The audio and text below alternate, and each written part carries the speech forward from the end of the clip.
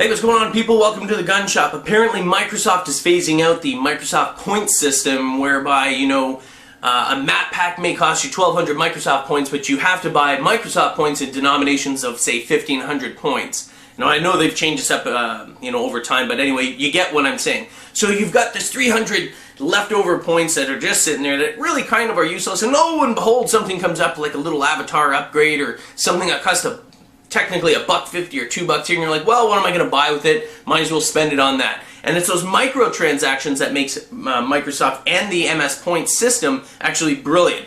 Because multiplied by the millions of users, that $1.50 here and $2 here turns into $2 million. Well, it's way more than that. It's basically multiplied by the millions.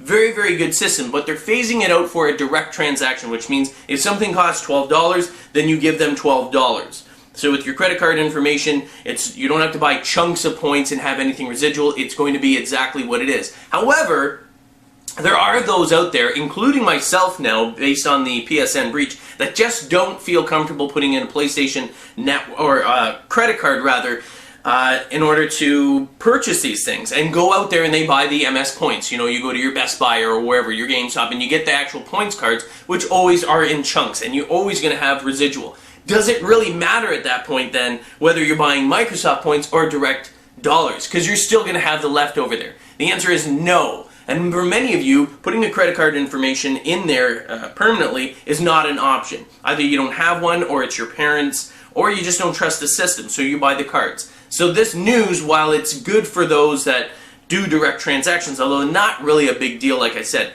you got the residual over if you want to buy something, but you tend to spend it on something that you probably absolutely don't need, but it's there, you're like, what am I going to do? I'm going to get it, buy it, and then you end up giving Microsoft way more money than you normally would.